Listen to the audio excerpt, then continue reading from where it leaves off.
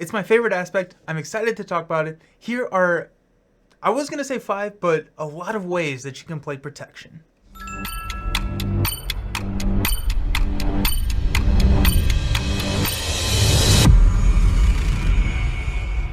Hello and welcome to Nelson Oliver Cards. Today we are going to be diving in on the 4th video of a series that I started a while ago, where we're talking about different archetypes or ways to play, styles of play in the different aspects. So we've done aggression, justice, and leadership. You can find those videos, they'll be linked down below. And today we are going to be taking a deep dive look into protection.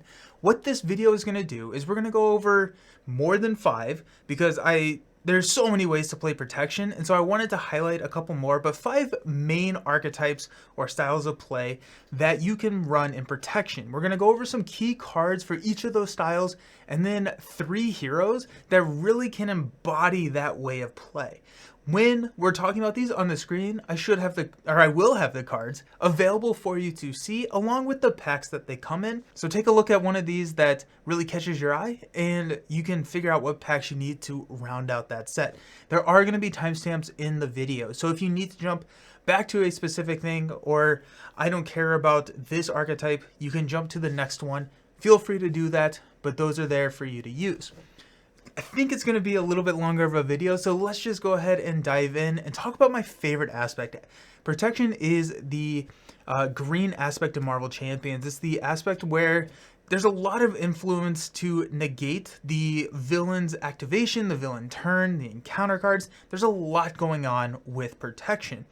It's my favorite way to play, and so if I seem a little excited, I apologize in advance. The first way to play protection that we're going to be talking about is what I'm going to just call the perfect defense build. There's not I didn't come up with a super clever name for this one, but perfect defense, that's kind of the embodiment of what we're trying to be doing, is to take no damage and trigger cards that allow us to not take any damage. And so cards like Armored Vest that raise your defense value are going to help, because you're going to be doing a lot of basic defending for most of these builds, not all of them, but a lot of these builds you're going to be doing a lot of basic defending. So Armored Vest and ways to prevent damage. There's a lot of event cards that we can use, like Desperate Defense, Not Today, Expert Defense. A lot of event cards will help you get that additional defense whenever you're defending, especially for some of those bigger attacks, and a lot of them come with an extra boon. So Desperate Defense, defend, take no damage, you get to ready your hero, which is pretty strong in Marvel Champions.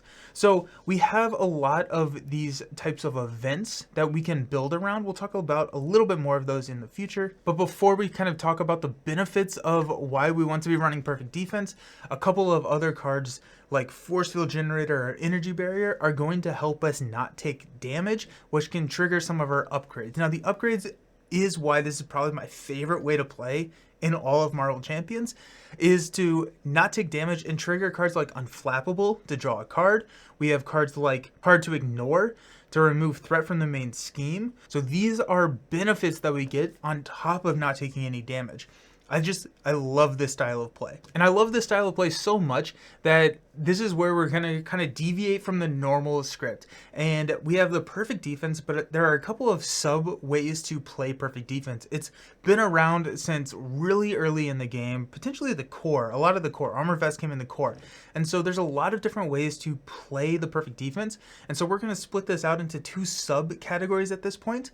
But before we do that, and we're going to talk about more cards in each one of those, 3 heroes that I love to play with just the generic perfect defense, and then we'll give 1 hero for each one of these subcategories that I really like to play and that I would invite you or challenge you to play with the perfect defense build, would be Miss Marvel, number 1. Now, I like Miss Marvel because she's not using her basic defense stat to not take any damage, but she does have a card called Wiggle Room. Wiggle Room, you can play reduce damage dealt by 3 and draw a card, but with her Morphogenics ability, you can exhaust herself, pull Wiggle Room back, and you can either continue and hang on to that card, or you can play it again, reduce another 3 damage, draw another card. If you take no damage, you can then trigger all of your upgrades. It's just a little different of a way to play than the standard exhaust to defend, but Wiggle Room is one of my favorite cards in the entire game, and so that it's a really fun way to play the perfect defense build with Miss Marvel.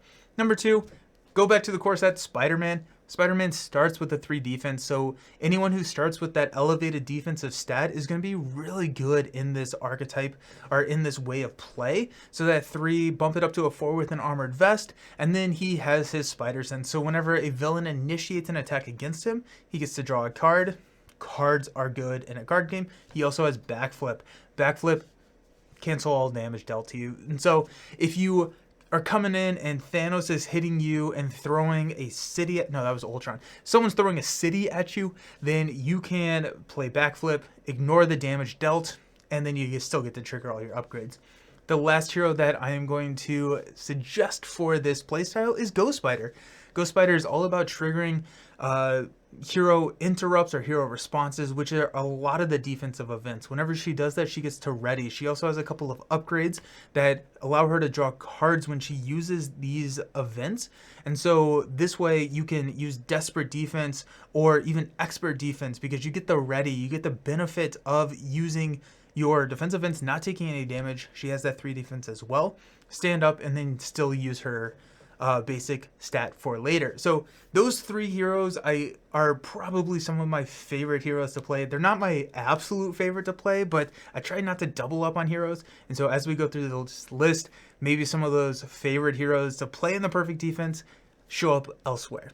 Let's break this down into 2 more. And so I didn't talk about a lot of the cards that can really flourish in this build, because we have 2 sub archetypes, or whatever we want to call them, sub builds. And the first one is going to be called Attack While Defending. Now, Attack While Defending is taking the perfect defense build and shifting more damage output during the villain phase. Now, usually whenever I'm playing a perfect defense, I'm choosing one of these sub archetypes to play and kind of rounding out the kit like that. But Attack While Defending is one of them that I really lean into for solo play, because a lot of damage dealt on the villain phase scales very well with solo plays. So when you have cards like Preemptive Strike, where you're going to be able to deal 3 damage or so, that's a pretty significant chunk, especially in solo, and then you're preventing damage as well. And so this is another way that you can help trigger some of those upgrades. So let's walk through and talk about some of the events or the upgrades that work really good in attacking while the villain's activating. So first up, we alluded to it earlier, Preemptive Strike, a 1-cost defense event that says whenever a boost card is turned face up, cancel the boost icons on that card, and then deal damage equal to the number of boost icons canceled this way. This is excellent for understanding exactly how much damage is coming at you. If you have a villain that's going to be hitting you for 3 plus a boost card, if you have a Preemptive Strike, does not matter what that boost card is. If you have a 3 defense, you can exhaust and you know you will not take damage, being able to trigger all of your unflappables, hard to ignores, all your fun stuff. So Preemptive Strike, as well as cards like Sidestep in a similar vein where you prevent 3 damage and deal a damage if you use a lightning resource. These are cards that help deal damage to the villain. We can also combo this with Energy Barrier, which is what we mentioned earlier. So for preventing damage, say we have 4 damage coming in, but we only have 3 defense, we can use an Energy Barrier to cancel 1 damage and ping a damage back. Whenever we're doing that, we get to throw damage. Electrostatic Armor is another really good upgrade for this type of play, where whenever you defend, you get to deal the damage. So it starts to add up. Now, if we have Preemptive Strike, we cancel 2 boost icons, plus an Energy Barrier. We have 3 damage there, plus 1 for the Electrostatic Armor. And then the card that kind of rounded this out, that came in Vision's hero pack, is Flow Like Water. Now, Flow Like Water, it says that whenever you use a defense event, whenever you play a defense event, deal 1 damage to the attacking enemy. This is a 2-cost upgrade that really kind of changed the game for how much damage you can do on the villain turn, and that's why I love it so much. Now, every single defense event can be turned into an offensive weapon for you while you're attacking while defending. So now cards like Defiance, where you're canceling boost cards that cost 0, also deal a damage, plus you're just considered a defender, so if you don't take any damage, you got all of these benefits that we've been talking about before. So that's the Attack While Defending, which is more of the solo focus on how I would kind of round out the perfect defense build. The one hero that I would suggest here is another core set hero. It's Black Panther. Black Panther is really fun because he starts with Retaliate 1. Now, Retaliate is another way that you can lean into dealing damage, and there are ways outside of just printed Retaliate on a hero card that you can get Retaliate. So cards like Dauntless give you Retaliate. Now you do have to have a higher defense than normal, which can be tricky on some heroes, which is why I didn't put it in the normal set of cards. I usually am actually not running this because when I'm running the perfect defense build, I'm really kind of focusing on defending villain attacks, and one of the weaknesses here is actually minions. So minions can cause a lot of trouble because they can start pinging damage, and that can ruin some plans. But Dauntless is a way that you can get Retaliate, but Black Panther starts with that Retaliate. So now combine that with electrostatic armor, combine that with your flow like waters, your electric or energy barriers, then you're dealing a stupid amount of damage on the villain turn, and it's just a very satisfying way to play. If I was to take this kind of archetype, the defend, take no damage, the perfect defense archetype into the multiplayer setting, I would look at a style of play, an archetype that I'm calling Protect the Team. Now, Protect the Team is all about getting multiple readies and defending multiple times for everybody else at the table. In solo, you don't necessarily want to run this with a lot of heroes. Now, there are some heroes or some villains that may bring in some tough minions where you want to defend multiple times, but really this is geared towards a multiplayer focus where you're defending 2 to 4 times every single villain phase. There are a couple of ways that we can do this. We can do this with just our straight defense, where we can play defense, desperate defense, and we can stand up if we take no damage. The problem with this and tying it into the overall take no damage archetype, or not the take no damage archetype, that may be coming up, the perfect defense archetype, is that all of your upgrades, your hard to ignore, your unflappables only trigger one time. So the value of your defend goes down after your first defense. So that is why here we may run some of those upgrades, but really we're going to be focusing a little bit more on allies. And our allies are going to be working to take a lot of the hits as well. So cards like Multiple Man, where whenever Multiple Man enters play, you get to go search your deck and find a copy of Multiple Man. He's non-unique, so you can have 3 of them on the table. One play of Multiple Man can defend for 3 people in one turn.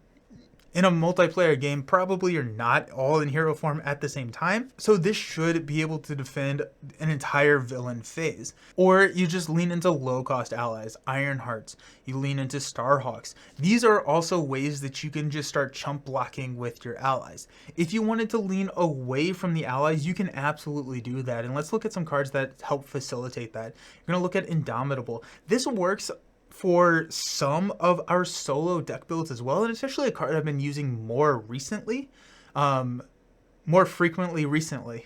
Yeah, sure. This is a card, it's an upgrade, it's a 1-cost upgrade that allows you to, after you defend, you can discard this card to ready your hero.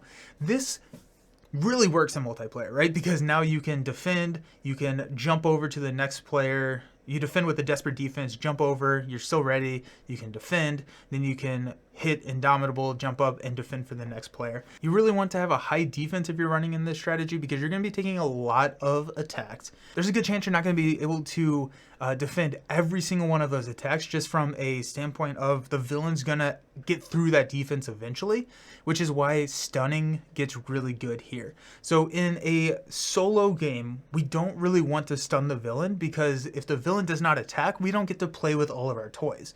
In a multiplayer game, because the value of that defense goes down after your first defend, you can stun the villain, and it doesn't matter. As long as you take a attack, stun the villain with cards like Never Back Down or any other way to stun the villain, then now the next player is also protected. And so you have ways that you can cancel villain activations, and that's more so what we're looking at here. We're canceling villain activations, or we are preventing that villain from getting to other heroes either with chump blocks or with stuns or your basic defense. So there's a lot of ways to play. There are a lot of heroes that can do this well, and a lot of the heroes that do a perfect defense build do this very well, but the hero I'm going to go to for this build is Gambit. Gambit is great because he has this guild armor, which allows you to, after you take 0 damage, you can ready. And because a lot of his thwarting is on his alter ego side, that doesn't always jive super well with a perfect defense build. And so in a multiplayer game where you're able to stay up in hero form, defend for a lot of people, and let other people handle the threat, Gambit gets really fun to play in this type of playstyle. Let's move on to our next archetype, which we're going to be calling Healthier Than Normal. Turns out I was not lying. It was an upcoming one. So Healthier Than Normal is all about having a higher health pool than what you initially started with to trigger special cards. So Dauntless is the one that we talked about in our previous section, where you get Retaliate 1 as long as your starting or your current health is above your starting health. Now there's a lot of ways to get above the starting health. There's cards like Endurance, there's cards like the Honorary card, so Honorary X-Men, Avenger, they all get you +1 health just to raise that cap. Then my favorite one and the best one to play is Symbiote Suit. So that gives you +10 hit points, +1 to all your stats, +1 card, and everyone's happy. It comes with some sort of downside. I don't quite remember what that is. It's an encounter card, but it is very fun to get above the starting health with some of these cards. There's a lot of heroes that also do this well, and we'll talk about that in the hero section. But the two other cards that I wanted to talk about that really are a lot of fun for this archetype is Fighting Fit. So it's a 2-cost attack event that says deal 2 damage to the villain, which is pretty bad. However, if you have more health than your starting health pool, it becomes deal 5 damage to the villain. So now you're 2 for 5 or 3 effective resources for 5, which is really close to the optimal cost curve that we're the efficiency curve that we're looking for. And so in protection, that's a really good attack event for what we're looking for. So 2 for 5. And then we have What Doesn't Kill Me. One of my favorite ways to play this, which I don't think is the optimal way to play it, is not to try and defend and not take damage with Dauntless and all of this stuff. But it's really just to pump the health as high as you possibly can, take attacks, but still be able to do stuff. And so this works on like some of your really big, beefy heroes, and we'll get to like Hulk is one of the heroes that I'm going to suggest here. But if you think about Hulk, right, you can get a lot of health. You can get, Symbiote Suit on Hulk. He gets a really high health pool. You can take hits, and then you can use cards like What Doesn't Kill Me to heal yourself, and ideally stay above that starting hit points, heal yourself, and just get multiple activations. And so let's talk about our heroes. Hulk is the one that we're going to start with. He has Immovable Object in his kit, which is not the best card in the game, but it does give you more health, allowing you to increase that health threshold, hit some of these kickers. But I really just need to highlight Symbiote Suit with Hulk because it is so incredibly fun to just pump Hulk full, get him to the 4 attack, 4 defense, let him run, Hulk smash. Hulk is a ton of fun to play in this archetype. Next up, we have Thor. So another really high health hero. Thor starts with 14 hit points. He has his helmet, which is going to give him 5 extra hit points, and then all of the other key ingredients to help him out. What Doesn't Kill Me works very well with Thor as well, along with the Symbiote Suit. Similar to Hulk, he can get a really high attack, get multiple activations to let him continuously go face with the villain. And then finally we have Wolverine. Wolverine has Adamantium Skeleton, which increases his health pool, but not only that, he also has regenerative healing. And so Wolverine and this archetype are a little counterproductive. So I don't necessarily know if this is the best hero to play, but I think he's a really interesting and fun hero to play in this archetype because he can take damage to pay for his attack events. And as long as you have higher than your starting health, you can play like Fighting Fit. So 2 for 10 or 2 for 5. Oh, 2 for 10 would be awesome. 2 for 5. And as long as you maintain that higher health with Adamantium Skeleton and all of your upgrades, you can.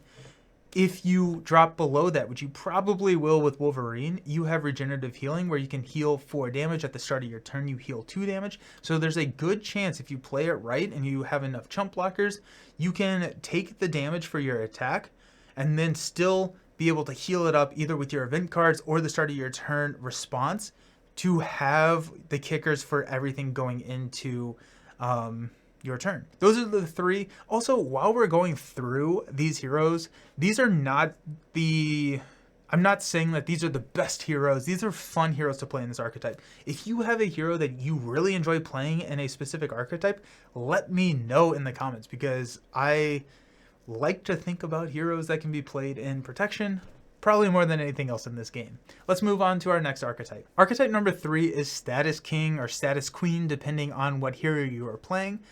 Protection got really interesting when they started introducing a lot of ways to stun the villain in the protection archetype, in the green aspect. So I called this the Status King or Queen, but it's really more focused around the stun lock rather than confuse. There's not any confuse in protection as of the release of this video.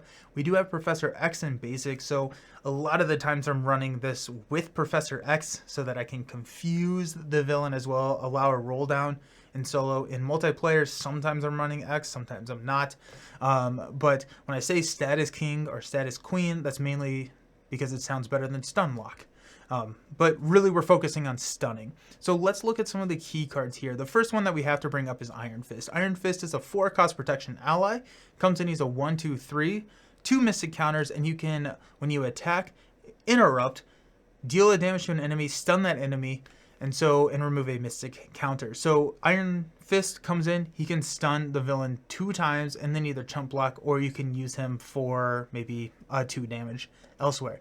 So I think of Iron Fist as blocking 3 villain activations. You have 2 stuns plus a chump block, and so this gets really, really powerful. For a 4-cost card, you basically skip 3 villain attacks. Big fan of that. Big fan of that. There are a couple other cards that can help with that stun lock, and I'm gonna amend my previous statement. There's also Tough. I'm gonna throw Tough in here too, because that is a key component. Tough, where you just don't take damage instead of the villain not activating. But we're talking about stun right now. Let's talk about Tackle. Tackle is a 3-cost event that says stun an enemy. Then if you paid for this card using a physical resource, you can deal 3 damage to that enemy. The 3 damage is nice, but really we're looking at that stun. Another way to stun the villain is actually in the basic aspect, or not aspect, the basic card pool, which Blockingbird or Mockingbird. When she enters play, you get to stun an enemy. So we're looking for ways to stun and prevent that villain from activating. So Blockingbird, Iron Fist, Tackle, these are all good, just generic ways to build. And then we have a couple of ways that we can lean into stunning with some of the traits. So like Psy Flail Strike is a newer card for us. It says play only if your identity has the psionic trait, and it says after you defend against an enemy attack, we get to deal 3 damage to an enemy and stun it. I don't love this card, mainly because you have to defend, and in a lot of times, especially in a solo setting, I'm not looking to defend with this archetype. This works pretty well with the previous archetype. I probably should have mentioned it there as well, but the attack or the defend for the whole team, if you're running a psionic character, this is another way to prevent another villain activation with the Psy Flail. And then let's look at Thwip Thwip. This is if you control a Web Warrior character, you can deal 1 damage to that Web Warrior character and place up to a total of 2 status cards on up to 2 enemies. This one is fantastic for, well, Spider-Ham, because you get the money back, but this one is fantastic for steady villains. This archetype really does struggle against steady villains, and it's pretty unusable against stalwart villains, but Thwip Thwip kind of gets around that, where you can place 2 stun cards on that villain, fully stun them, or you can split that up, and maybe if there's a minion on the table, you can hit that minion as well. The other, I was going to say half, but probably 20% of the Status King Queen archetype, most of it is going to be stun. There's a lot of stun, but another way that you can lean into it is with tough status cards. Tough status cards prevent damage incoming to your hero, and there's a couple of newer cards as well. I'm just thinking specifically about Established Perimeter, where it's a new player's side scheme, where when you thwart it down, you give every character a tough status card. Or you have cards like Perseverance, where if you're flipping a lot, say you're Ant-Man or Angel, Wasp, one of these heroes that is flipping into hero form very, very frequently, you can get tough status cards this way. Or the last card that jumps into my mind is Hard Knocks. You can use Hard Knocks to deal 4 damage to an enemy. If you defeat that enemy, then you get to give yourself a tough status card. So there are ways in green to give tough. A lot of the times I'm either spending all of my time on stunning, or sometimes I am supplementing this with tough, depending on the character kit, the hero kit that we're looking at, if that has enough in it. Or if we're looking at stalwart villains, I'm kind of leaning more towards the tough side of things rather than the stun lock. But let's talk about some of the heroes that are incredibly good at the stun lock or the status king archetype. First up, we have Captain America. Captain America has Heroic Strike in his kit. 3 of these 3 cost are attack events that deal 3 damage to an enemy, and if you use a physical resource, you get to stun that enemy. So this card right here gives you 3 more stuns per deck pass, meaning that you can pretty much make sure that the villain is always stunned. If you run him with Iron Fist, with Tackle, you're probably looking at too much stun in your deck. So Captain America has a lot of ways to stun the villain, and Protection just leans him into that stun lock absolute beast of a commander. Up number 2 is the ultimate status character in the game. That's Miles Morales Spider-Man. I don't know how to put into words how good Miles is when you're looking at status lock. He can do so much with just his kit alone, and then all of his cards are so well costed. He has cards that activate his Venom Blast, which allow you to stun. He has Spider Camouflage, which allows you to get a tough and confuse an enemy. There's a lot of ways inside his kit to lock. You can supplement that with more cards outside with in the protection aspect that we called for, but really he's here just because 1, he's incredible at it, and 2, his Arachnobatics card, where you get to deal damage based on how many status cards are on a villain. So you can sit here and just go crazy. Last one up, we have the best character in the entire game. That's Doctor Strange. Doctor Strange works really well here because he can pass out toughs with his invocation deck. He can confuse with his invocation deck. He can stun with his invocation deck. And protection is a little interesting here because yes, you can run tackles, you can run established perimeters, everything that we have talked about, but protection is also really good at always being ready, which we will talk about a little bit more here in a second. But always being ready exhausting Doctor Strange is the cost to play the top card of the invocation deck. And so you have cards like What Doesn't Kill Me, you have cards like Ever Vigilant that can ready a character, and then you can use Doctor Strange to play his invocation deck. So yes, you can get more, but usually the best strategy with Doctor Strange is just to focus on that invocation deck and activate it as many times as possible, and protection allows you to do that very, very, very well with Doctor Strange. So you're gonna have fine. You're going to do fine with Doctor Strange if you focus on status lock. The next archetype that I'm going to talk about is kind of a sub-archetype, but I think a significantly more interesting and fun way to play than the overarching archetype. The overarching kind of style of play that I'm thinking of is kind of the multiple readies, always readies. Protection facilitates that a lot. We talked about that a little bit with Doctor Strange in our previous section. So cards like What Doesn't Kill Me, Ever Vigilant, if you have high enough health pools, they're not green cards, but they are basic cards like Limitless Stamina. I don't know why I couldn't think of that. Limitless Stamina. Cards like that allow you to get multiple activations. That's a really cool way to play. But I'm trying to limit this to 5. I think I'm going to end up with like 8 anyways. So I wanted to mention that. There's a lot of really good characters, but the more interesting sub-archetype that I wanted to talk about, and I think it's stronger, is the Repurpose build. I'm calling this Reduce, Reuse, Repurpose. This is all about the skill card Repurpose, a 0-cost event that says discard a tech upgrade you control. Ready your hero and you get plus X, where X is the cost of that tech, to either your thwart, attack, or defense until the end of the round. This card is so good. This card is so incredibly powerful because there's a lot of tech in basic and hero, but a lot of our tech comes in green. The aspect that you're already running this card in, you have a lot of options to target. So cards like Energy Barrier, cards like Force Field Generator, these are tech cards that you can use the counters, and hopefully, like, Force Field Generator is a little bit harder because you have to time it right. It is a forced interrupt to prevent damage, and so if you can hit a Force Field Generator with like 1 charge left, you're feeling real good about yourself. Energy Barrier is not forced, so you could sit it out there with 1 charge, but you can use up some of the abilities and then repurpose it. And so if you're playing a hero with 2 attack, fairly standard, you repurpose a Force Field Generator, you get to ready, and now you're attacking for 5. that is incredibly good value. Some of the other tech cards that we can focus on is Electrostatic Armor. That's a tech card in green. We also have Plasma Pistol in basic. So these are some of the go-to tech repurposable cards that I'm looking at. And then some of the heroes that we're going to be looking at have some other options. Our first hero that we're going to look at for the repurpose, or the reduce, reuse, repurpose archetype is Iron Man. Iron Man from the core set has a lot of tech. He's actually built all around the tech. And so when repurpose was printed, it's a really good card for Iron Man.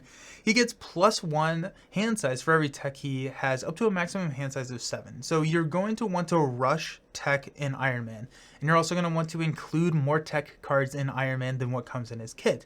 He has enough tech to get him up to that 7, but when you're running him in protection, and you have force field generators and energy barriers and electrostatic armors, you can get that hand size up very, very quick, and then you're going to have more tech. Because it maxes out at 7, you're gonna have more tech than you know what to do with. So now, once you've built that hand size up, that's kind of stage 1 of your Iron Man game. Build tech, get a 7 hand size, live your life. Then once you have that 8th, 9th, 10th piece of tech, you can start repurposing those. Now Iron Man, this is a really fun suggestion, or this is a really fun hero for repurpose, because he can go all out on attack if you're playing solo, or he can be a thwarting machine. He has 2 base thwarts. If you repurpose a force field generator, he has 5 thwarts. He also has the arc reactor, which gives him an additional ready with that repurpose. So you go 2, repurpose, thwart for 5, arc reactor, thwart for 5. That right there is 12. You don't need that in solo a lot of the time, but in multiplayer, you can really hit some major thwarting potential in a multiplayer game. Or in solo, you can do the same thing for his attack, but really that arc reactor getting an extra activation out of your repurpose turn, sweet, very nice. Up next, we're going to talk about Quicksilver. Quicksilver does not have any tech in his kit. However, he does have multiple readies, and so I wanted to choose a hero that could highlight this a little bit better. Highlight maybe not necessarily the tech side of repurpose, but the multiple readies. So we're going to run all of the tech that we have already been talking about, but also include ways to ready Quicksilver. Because he has resource generators that ready whenever he does, and he has always be running, you're going to be able to get a lot of value out of your repurpose turns, especially if you can set it up correctly, which you can with cards like Several Industries and other ways to shuffle some of those ready cards back into your deck. Our third hero that we're going to look at for repurpose is our good old boy Rocket Raccoon. He's got a lot of tech, and what's really special about Rocket's tech is that it does not discard when it runs out of uses. You can flip down and use his tech for 2 things when you're running this archetype. You can flip down and tinker it to draw 2 cards, or if you're in hero form, you're going for that final push, you can use his tech, repurpose his tech, go crazy with his attack.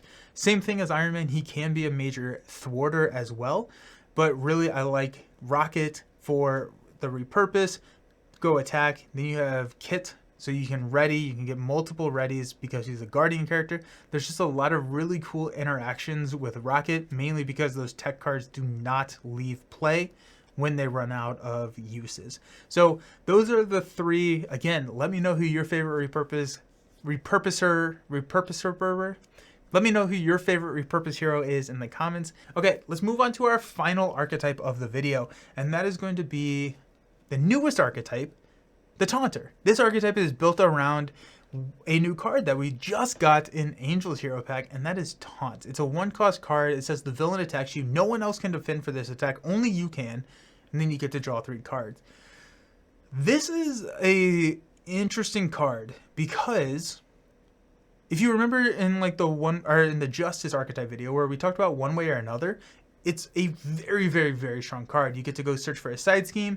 You get to draw 3 cards for 0 cost. Taunt costs 1, so it's balanced in that sense where it costs 1, and so you really need to be careful when you play it, because the 3 card draw is really only +1 card. The Taunt is a 2 effective cost card, you're drawing 3, you're net 1 card. Now, seeing more cards is better, but is that worth a villain attack?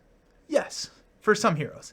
And that's where the fun comes in. And I think it's a more interesting card than one way or another because of that. Because it's not a always run. This is probably always going to be a good card in your deck.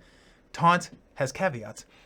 Let's think about who likes to run Taunt. Characters who get benefits for getting attacked. And I'm trying to talk about this in the most ambiguous way possible without giving away my heroes. But characters who like to get attacked and have a benefit for getting attacked, or characters who want to go down to alter ego. Now, Taunt ties in with the perfect defense build fairly well because other characters cannot defend for the attack. You are kind of on the hook for defending for yourself, so you probably are running a lot of the key pieces that the perfect defense build has. So the other character that really likes to play this is if you're running a perfect defense with a character that likes to flip into alter ego. So now Taunt can initiate an attack because whenever you're in alter ego, you don't get to trigger your unflappables, your hard to ignores. But if you flip up and you play Taunt, now the villain attacks you, you get to exhaust, deal with, or get all the benefits of all of your key pieces.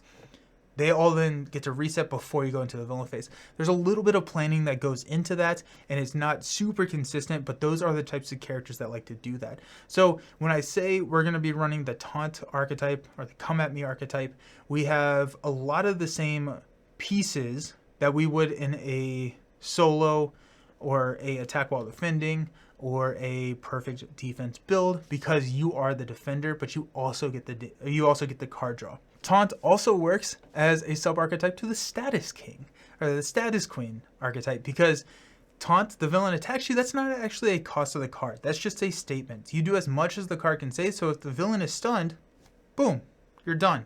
You get to draw 3 cards. Or if you have a tough status card, let the villain soak that damage into the tough, and then you get to draw 3 cards. There's a lot of characters that love the status lock, and it's not... I love Taunt. I think Taunt is a really cool card. I'm sold on it. I did not like it at first, but I've played enough games with it that I am sold on it. Let's talk about the heroes, because I feel like I'm just talking about the same things that I've been talking about previously with some of the other archetypes. But the heroes that work really well for this, I already used Spider-Man, so I can't use Spider-Man here, but I need to honorable mention Spider-Man. I need to honorable mention Gambit, who also I used before, so I cannot use him here. But Gambit likes to flip a good bit, so whenever you flip down, all of your defense stuff is offline, so you can flip back up and use Taunt again. But the 3 heroes, I cheated a little bit, and hopefully you'll forgive me. The 3 heroes that work really well with Taunt, we have Spider-Ham. Spider-Ham is dumb.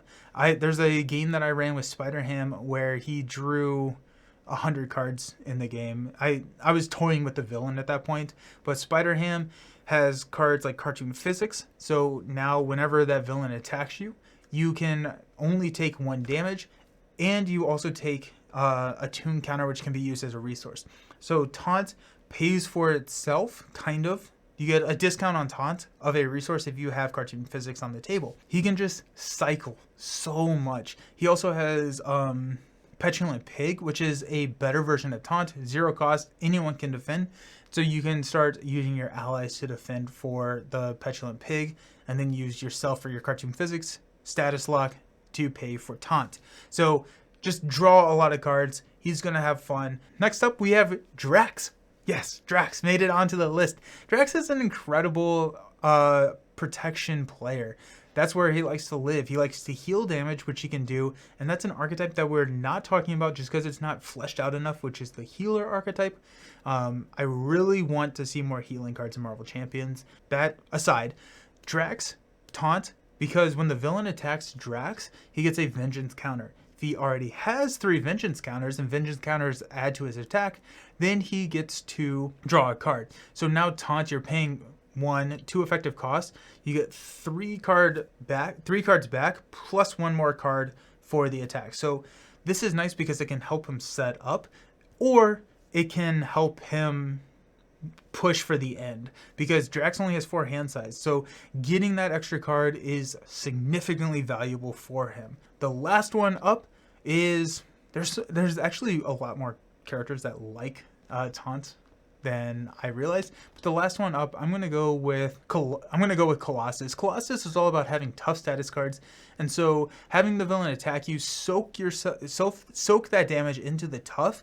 Then you don't have to worry about defending or any of that other nonsense. You can soak the tough. You can replenish it with Organic Steel. You can draw a card with Iron Will. So now, since that tough is discarded, you get to draw 3 cards from Taunt and a card from Iron Will. So you are actually +2 cards rather than the normal +1 resource. Just works really well because he always has that tough status card. He's going to be able to soak that hit. So you don't have to worry about other characters defending, worry too much about his health, because he has the ability to just soak the hit, move on with his life, and have a good time.